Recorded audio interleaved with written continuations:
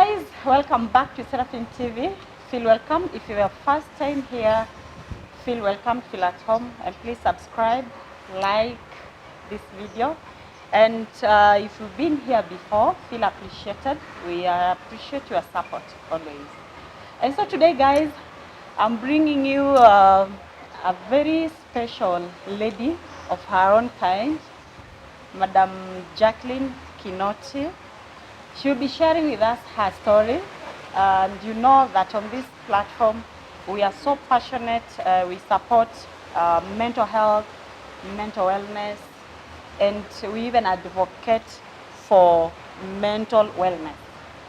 So because of that, I will allow her to again introduce herself, tell us who she is, and join us as we enjoy her story.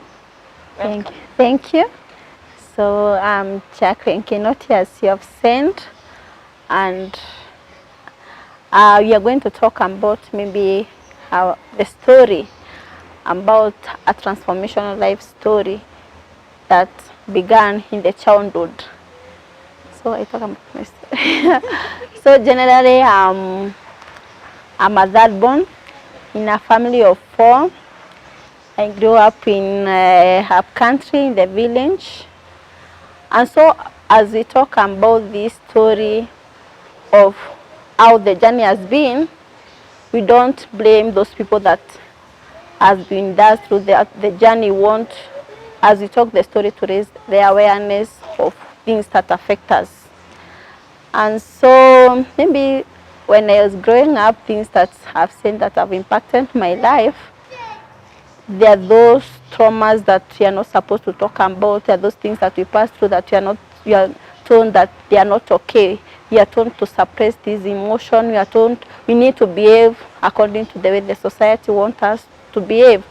And so growing in that kind of a family where we say everything is provided for, but when it comes to things concerning emotionality, they are not available.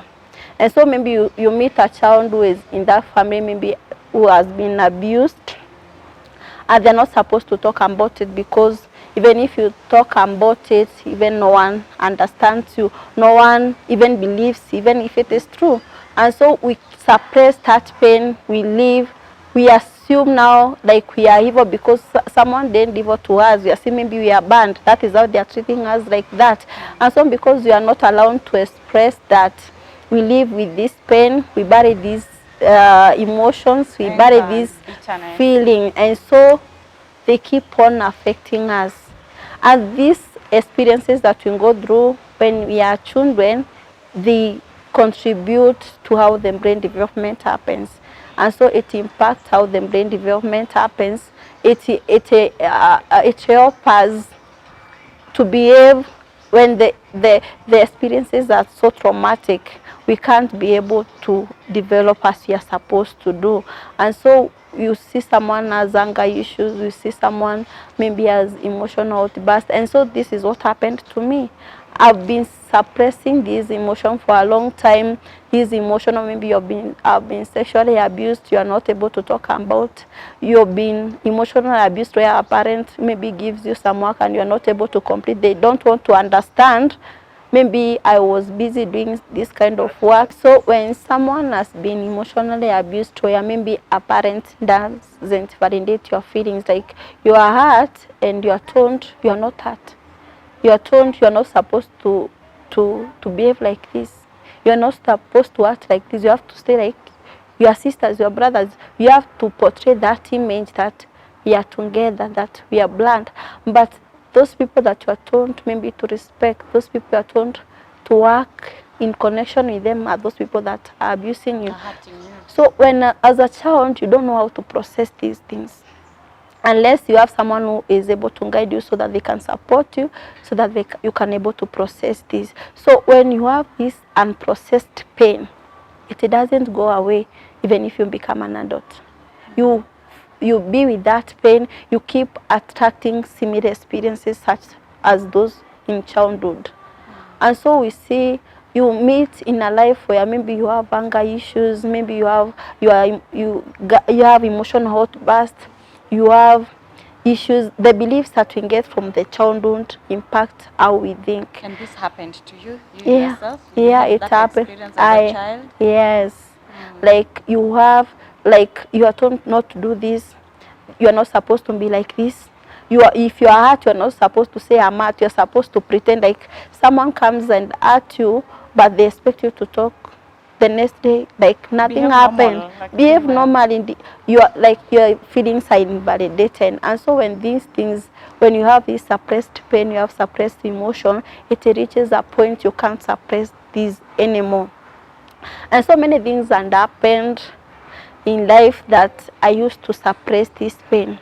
I am that kind of a person. When something is happening in the family, I'm the first person they are going to call.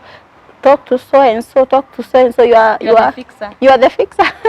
And so you fix each and everyone's problem, but you forget about you.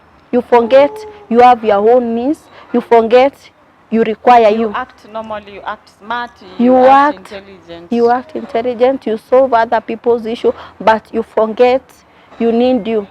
You forget you need to nurture you first. You need to take care of you first. And so it reached a point, like I usually give an example of a dam. When a dam is full of water, maybe there is a lot of floods, so that dam can't take the water anymore. It breaks the wall. And so I reached at that point. I've been gone through so much. When you have those kind of siblings that I want to talk and lie about something so that I want to be seen as a good child. And so when that kind of a sibling talks about that kind of a thing and the parent doesn't even call you to ask you, is it true this is going on? There are those parents that doesn't want to make this another child. They don't want to make them feel sad or to hurt them, but they want. They protect Yeah. others. Yeah. While you get overwhelmed. Overwhelmed. Or you work to make them happy. Yeah. Like your work is always make your siblings happy. Can we work together? Can we have that image that everything is okay? And so when you keep on doing that, you are acting. And so when it reaches a point, that's acting. Yeah. It's true. You like you are not yourself. You are not your true self. You are not your authentic self. I have to pretend I'm happy whereas I'm not happy. I am to pretend So I'm not sad. Yeah. And so these things that we keep on suppressing, we are suppressing our own emotions, our own feelings to make other people happy. It reaches a point we can't take it anymore. That is why you meet a major trigger, like maybe someone has been suppressing this emotion, has been suppressing these feelings, and therefore maybe you are diagnosed with a chronic illness, and maybe there is a job loss in case of COVID-19. It happened. Many job losses were there. Businesses were breaking down, and so because of this you couldn't. Or just shit happens to you, and you're also just human, like any other. But yours is treated differently. It is treated differently, but not because now this dam is having a lot of water, is having a lot of emotion. We are human beings, we break, and that is why many people now go to depression. Many people start committing suicide. But when it reached to my point, I understood I have to show up for myself, because the moment I won't do something about it, then I think I was in mental pain. My mental health was not stable. What had happened? Maybe it will make us understand. You know, these issues that I've talked about, when maybe someone has been sexually abused, you are not allowed to talk about it. Maybe you have never shared about anything. You keep suppressing. You remember this, someone abused me, but if the moment I remember, I push it. Were you abused yourself? Yeah, I was abused as a child. I'm sorry. Yeah, so not once. I was abused by my cousin. Sorry. And then I was abused by my houseboy. And so at this time, you know, how old were you then? I think I was, if not class 1, it's class 2 there. And now I became that child who is keeping to themselves. Even if I meet a student that you are standing with, I will never talk to them, because I have that. I've been programmed like everyone is like a danger. Sorry, tell us your experience. I think someone out there is like, you can't just mention that and pass, because we don't know. Sometimes we could be exposing our kids to what you went through, and a parent somewhere is not even aware of what happened to you. Maybe your parents didn't even know. They even have never shared about it. Sorry. Yeah. But we are privileged Yeah. that you are So opening up to us. And I've come to a place that I want to share about it, so that there is someone in that shoe that thank you. they're in that position, but they don't know how to go about it. They don't know how to That heal. is so selfless of you. Yeah. Actually. Oh. So when someone is sexually abused, you feel disconnected because of these traumatic experiences that has happened. That is the way the brain gets to develop. The experiences that a child passes through determines the kind of neural pathways to be formed, or the brain connection to be formed, which influences how the brain development is happening. And so when a child is so much exposed to traumatic experiences, those are the kind of brain connection that are going to be formed. We say the muscle that you use more, what you use more become the grows. And so when maybe you're exposed to these traumatic experiences, those are the kind of the neural pathways are going to be formed, and you get attracted to those similar circumstances. And when you have not processed these pains, they keep impacting you. They keep affecting you all areas of life. And so there are those things like I've said about that abuse, that emotional abuse, where maybe a parent maybe has given you some work, and maybe you have not completed the tasks that they have given you, and they don't want to understand, they don't want to hear the kind of story. So like your case, by the time, I mean, how did you come out of this? How did the situation finally, how safe, I mean, because no one knows about this. No one knows. When it reached a point, even I started seeing this is too much. This As is a child? As a child, no, not as a child. I've been living with it until even I got married. That is where now I think things got worse, because here comes with parenting. You have these unprocessed pains, you don't know how to handle them, you don't know how to process them, and here comes a child, they want this, here comes your spouse, they want this, and so all these things becomes overwhelming. So this house boy, this cousin, they were staying in your home, or they... Imagine this cousin of mine, the moment, even until I started dealing, I didn't realize, but the moment I was near that cousin, I was, there is a way of feeling my body either shaking, I was feeling tensed. You know, the body remembers. We say the body remembers. And he was grown. How he is grown. was I think like now maybe almost 40. Like then? No, by now, like no, then. By then maybe it was, let's say, an age gap of 10 to 15. So it was reasonable enough. Yeah. And so that time I remember I remember that house. My grandmother was in that compound, but I don't think he realized. But that was then. But now I've worked on forgiving. I've worked on processing those things. But no, I'm just actually sorry if this reminds you, triggers your name. But I'm asking for the sake of someone who is watching this and listening to your story, how it will impact someone else, how it will help someone out there to be on the lookout, like those things that happen to our kids, and we are not aware, and they're being hurt by the people we trust under their care. Very true. No, I'm thinking of this houseboy. What happened? Like he stayed in that place until he went. Yeah, he went. You know, there are those things that happen to you and you're not supposed, you are taught not to talk about them. But the moment to me, the way I was being left at home, I started refusing. I tell Mommy, no, I can't be left. No, even though I couldn't say what happened. And now I used to tell her, I don't want to be left at home. So when I come from school, then we have to go to work together. I don't want to remain here. And so I started, like, I was not that kind of a child that will go out. Me, I used to stay in the house. Even if I come out of the school, I'll go and stay in there, so people even don't know me at home. They say this girl is very quiet.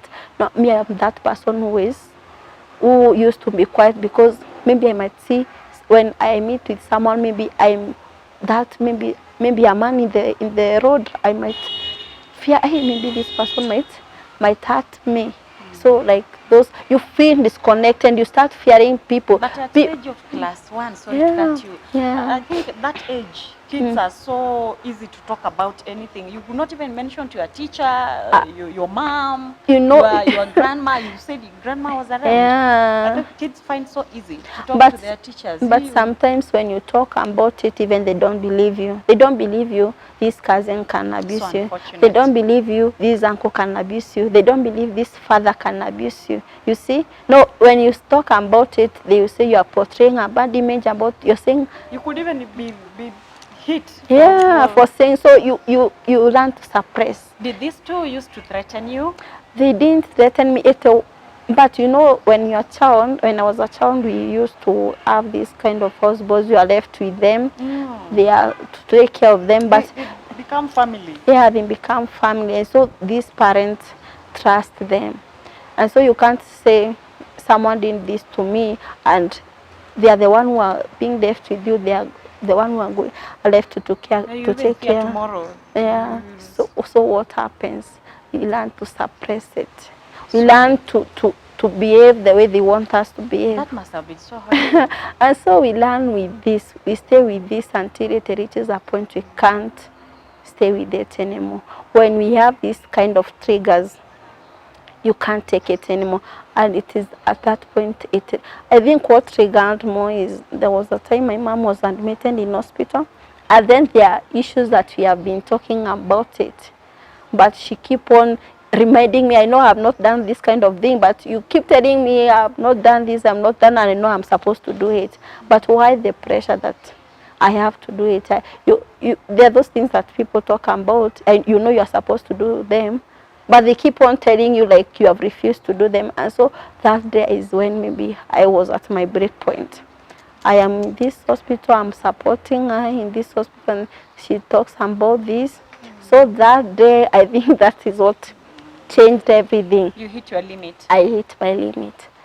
We went back after we processed everything in the hospital. I went back. And from that time, I said, I won't go to see her in the hospital again. This is too much. Now, when I talk about it, they started saying that you want to leave us. You are becoming rebellious. Yeah, but I was in pain. I was in mental pain. You know, when you have mental pain, people are not understanding. Because I'm not bleeding in my hand, people won't believe I'm sick. Because I've not been tested of malaria, people won't believe I'm sick. We give attention so much on what we see. Yeah, but inside I'm screaming for help. I'm shouting, I'm saying I'm in mental pain, but no one understands. You actually didn't know even who to turn to. The people that I used to call, even they don't understand what is. They say, forgive and forget, but how can you forgive and forget? You don't know how. I'm thinking after that experience, do you even trust anyone? That time now, when that happened, all things that I've been trying to suppress, they are just coming. They are just like I'm watching my life, like a movie. I'm trying to pause. It is not working. How old were you then? When you were going through this? No, at that time, I'm 28 years. A really tricky age. I'm 28, and that is how I realized, you know, I have to show up for myself. I've been taking care of other people, even they don't understand me. If I talk about what is happening to me, people are telling me, you can handle it. But how could I handle it? What provoked that decision? Now, what provoked me is what went on in the hospital, the conversation that we had with my mom. That is what made me, I'm not going to hospital again. You know, I have to turn up for myself. I've been giving too much. I'm being giving out, I'm not getting what I'm giving. Yeah, like you take care of people, but they are not reciprocating that. And so that is when I decided, you know, enough is enough. I have to show people how to treat me. I have to show people this is where my boundary ends, this is where you begin. And so I started that. I remember that time my dad came and he called me and with my younger sister. And so I told them, you know, at this point I've reached, I no longer care. You've been talking about the stories that I don't know, lies, and you as a parent. But as I talk this, I don't want to blame on the parent. I understand they are the result of someone is parenting, and they parented the best they could. But I don't give an excuse of us keeping hurting our innocent children, and they don't know. They are supposed to be our caregivers. They are supposed to be our support system. But when in the support system you are being abused, when the support system is where you're getting hurt, where are you going to turn to? And so I'm not blaming anyone. And someone who is in that situation, I usually say you can't blame someone. When you blame someone, like you're saying, have no power to change. When you blame someone, you say, I want to stay in this problem. And so in this end, I'm no longer blaming. I'm no longer complaining. I'm no longer saying this one is affecting me. I have to take control. And that the first step that I took. I told them I no longer care what people are going to talk about me. I no longer care the stories that. Were you independent financially? Were you your own space, or you're still with your parents? That time I'm married. Oh. That time I'm married. Yeah, I'm wondering, did they really change, or you perceived they had changed? No, you don't. When someone has not taken a decision to change, they can't change. But when you work on yourself, when you nurture you, when you change, things start changing around. Even though those people have not changed, they start the way you show them to, the way you treat yourself, that the way you show them to treat you, that is how they're going to treat you. So it's true that you teach people how they treat you. Very true. If you are going to allow something to hurt you, to continue, because that person might not know if they are hurting you. You allow them power over you. You give them power to take charge of you. But the moment you take power, the moment you take charge, you have all the boundaries. You know, I can't tolerate like that. Yeah, you create the boundaries. And they know what the limit. They know the limit. And now when maybe someone calls me, they want to do things that they used to tell me to do, I tell them, no, I appreciate your decision, but this is about me. This is what I want to do about my life. No, I can talk, I can speak for myself. You know, at first you are told, do like this, and you do even though it hurts you. But now I have a voice, like I say, no, yes, I respect your decision, but this is about me. I've done what you wanted for those all years, but this is about my life. This is what I want to do, and so you have to respect it. I respect your decision, but this is about me. This is about my life. This is what I want to do. Yeah. And you are listening to Jackie, and I think I'm learning a lot that mental wellness, mental health is a decision. You have to take a decision yourself. You have to stop hurting in silence and speak out. No one will come to your rescue. They don't know you're hurting. You have to speak out. I usually say, even though there is stigma around mental health, mental stigma is not the issue. The issue is you deciding to act in silence. And therefore you need to come out and speak about it. You need to come out and seek help. Even a person who is sick, they go to the doctor. The doctor doesn't come looking for you. They don't know who is sick. Which house will they go? You have to come out. But I think also many of us, maybe you are suffering without knowing. And that is where we are talking about. There is that person maybe who has been sexually abused. They are suppressing. It is affecting them. They can't. Talk about it. They can't talk about it. The stigma surrounding is too much. Yeah. People judge a lot. Yeah. People won't even believe you. Yeah. So it is your personal decision, by the way, to speak out. Yeah, it is your personal decision. And the moment you have viewed, you have understood what shapes someone. You know, when someone is struggling, maybe because they have sex addiction, because maybe they have eating disorders, maybe they have drug and substance abuse. I usually say there is no one who wakes one day and decides to be a prostitute. Honestly. No one wakes up one day and decides I want to go and do some things. It must have been a journey. There are those factors that have programmed us. There are those experiences that has made us who we are, until we reach at a point that we can understand there is something that is shaping this person. That is when you look at a person with compassion. That is when you understand someone from that perspective, that these are what maybe this is what is shaping this person to be like the way they are, and therefore we revisit that foundation. You go, when I sought help, I started revisiting my foundation. What happened when I was born?